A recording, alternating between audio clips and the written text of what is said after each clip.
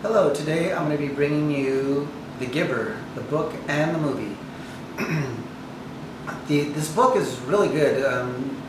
You usually read it in high school. I never read it in high school. I read it a couple years ago, and I really did like it. It was very enjoyable. It's a futuristic kind of sci-fi thing. If you haven't seen it, the movie. Well, let me talk about the book. Let me give you the plot of both of them first. The movie, the cast of this movie is actually really good. It has Meryl Streep, Jeff Bridges in it. The acting was really good. The story is in this futuristic society where everything is the same, and you're assigned jobs. You're told who you marry, how many kids you are allowed to have. There's really not a lot of things going on. People don't die. They get put to death, but they call it being released. So actually people don't actually know what happens. So they think it's a nice, pleasant thing. You're released to somewhere else. In actuality, you're being killed. So nobody has any memories of past, or they don't know their history.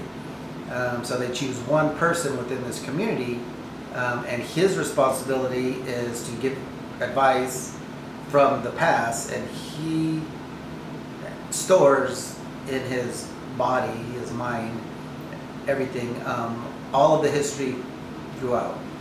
Well, Jeff Bridges plays the Giver, and he's an old man, and he doesn't have the strength to carry on, so he gets a new person where he gets to transmit these new things.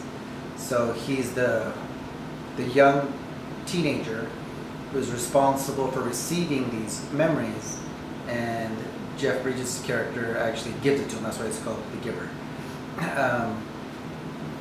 There is a lot. It's a small book. The book is very small. It's really good, very fast, a lot of action. After you set up the first chapter, there's a lot of action, a lot of things going on.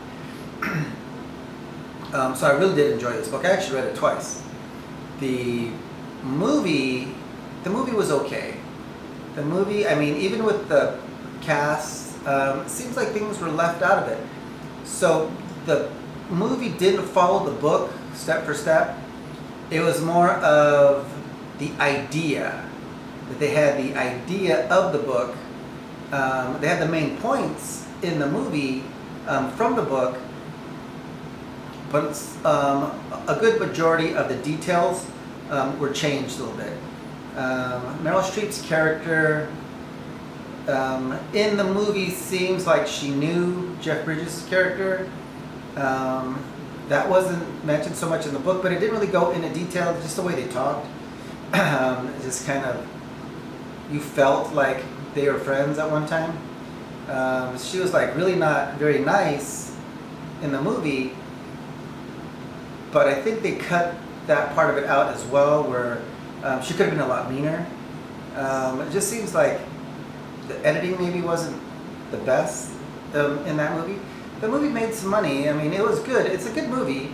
It's okay. If you don't know anything about the book, it would still be an okay movie. It would still be entertaining. It wouldn't be a great movie. You wouldn't walk away like, oh my gosh, that was the best movie ever.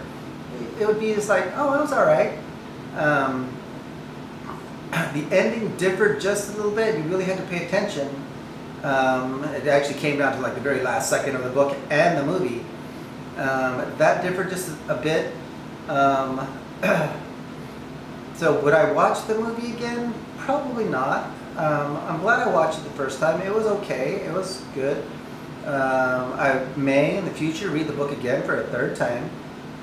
It was really good. I mean, for the most part, it's a teen book. It's required reading, I think, in high school or junior high. So it's a very small book, so it's really easy to get through. I mean, maybe it has like 15 chapters, 20 chapters at the most, a couple hundred pages. It's a super small book. So it's very enjoyable. So if you like more of these, follow, like, and I'll be bringing you more.